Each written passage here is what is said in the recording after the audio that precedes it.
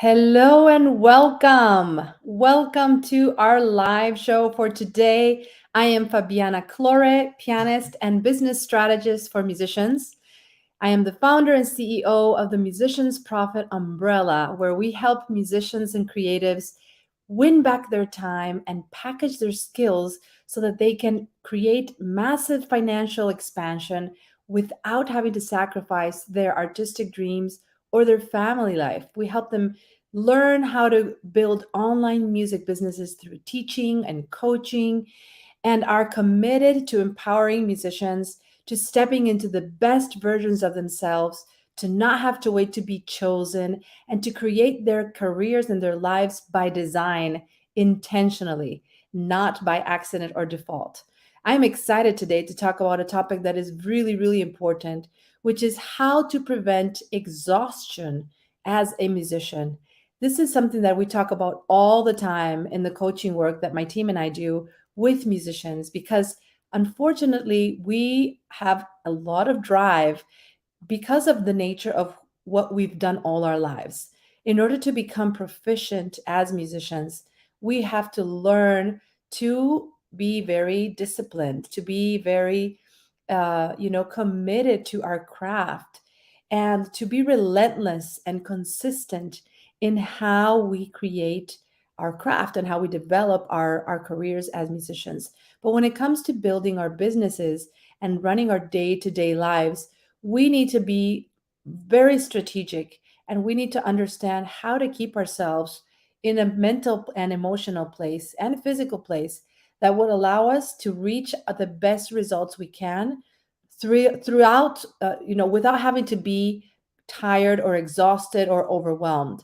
So this is a very important topic because once you learn to implement these strategies, then you're going to find an incredible sense of motivation for everything you do, and that will help you actually become more magnetic to your potential clients. That will help you show up from a place of alignment, and that will help you be more effective in implementing all of your activities and everything you need for your career to thrive.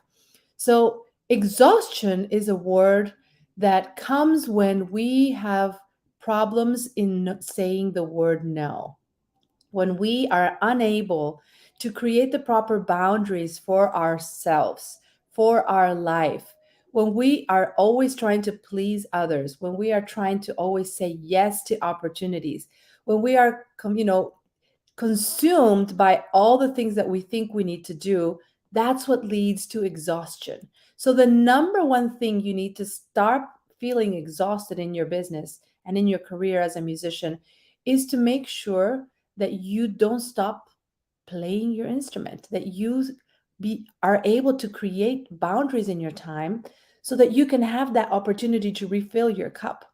I can't tell you how many times I'm talking to musicians and creatives who have been so consumed in doing the things and pursuing their craft. They say yes to all of the things. And then they forget that they should stay active in their artistic dreams and their artistic pursuits, that's why they got into this industry in the first place. It's to stay active and to be able to create a thriving career through what they have a passion for.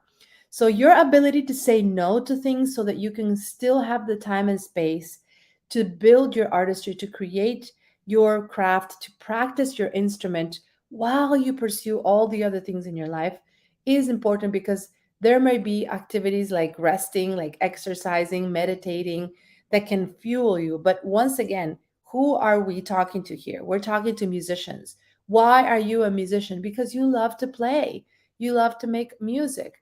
So the more you can intentionally engineer your life and your career around not having to stop practicing, not having to stop performing, not having to stop writing music, not having to stop producing whatever it is that you do as a musician, the easier every other aspect in your life is going to be. And I can tell this to you because I, for many, many years, struggled with that.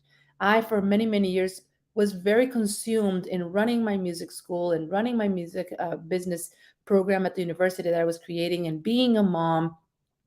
And I put the practicing of my instrument in the back burner to a certain extent. And so I was not able to understand how to bring that back into the forefront and how to keep a routine of playing my instrument. And when I discovered that the best way to do that was by packaging it into my overall brand and uniting all of my skills into a brand umbrella, which is where the title of the Musician's Profit Umbrella came to be, then I had a reason to practice that fueled my not only my energy levels, my creativity on a regular basis, but also my business. So that is what I want you to think about: is learn to say no to things that you don't need.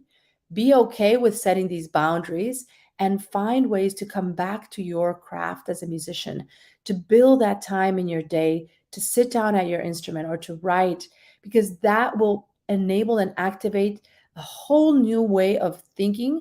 It'll elevate your vibrational frequency, which we all know is so important in order for us to have that sustained energy and to avoid getting ourselves into a place of exhaustion. Exhaustion comes as a result of us working out of our zone of genius for the majority of our time. Now, I'm not saying you can't do anything else than practice. Of course not.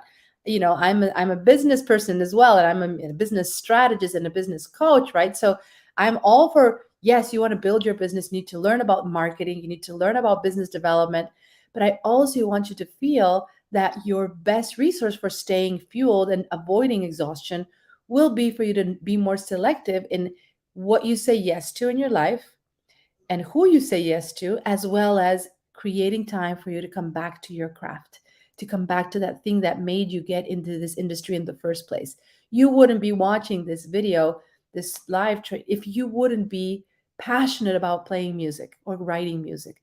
So what are you waiting for? And I've seen this happen in many environments where I have colleagues, and even in other disciplines, in painting and in dancing, and they come and we talk about, being exhausted, being burned out, being overwhelmed. And it usually, when we start digging deep around, when's the last time that you were actually painting? When is the last time that you were dancing? When is the last time that you did something that brought you back to that zone of genius in yours? It can be a long time. So my recommendation is make sure you are more selective to what you say yes to and what you say no to. Be okay with saying no. Help people know how to treat you. Many times we feel victimized by external circumstances and external demands from people. We see our emails and we want to reply right away, or someone calls us and we want to answer the phone, or someone sends us a text and we want to get back to them right away. We have this innate desire to please and to satisfy other people's needs right in the moment. And that puts our own needs in the back burner. So if you find yourself now, after this session, really reconsidering how quickly you're going to get back to people, and instead looking at your schedule and saying, when's the last time that I sat at the piano, that I wrote music, that I sang, that I did something that was in my zone of genius as a musician, I want to encourage you to say, let me carve out some time to do that, because that's what regenerates my energy. That's what avoids me from getting into a place of burnout and exhaustion. In addition to many other things, I actually did a video a few weeks ago as well on how to prevent burnout, and how to avoid that. So this is kind of like an additional expansion of that, where I'm not only talking about, creating routines, defining your tasks clearly on a daily, day-to-day basis, protecting your focus of attention when you are in deep mode versus reactive mode. But what I'm talking about today is embracing an assertive personality to be able to say no to things, being okay with saying no, and looking at your day to day time and more intentionally carving out that time to play music, to practice your instrument, to even explore when's your next performance. How could you approach the art of booking concerts, booking engagements, looking for performance opportunities from a place of excitement because you are practicing versus looking for something that you're feeling unprepared for. When you know that you're practicing and you're active, it's going to activate so much inspiration in your brain.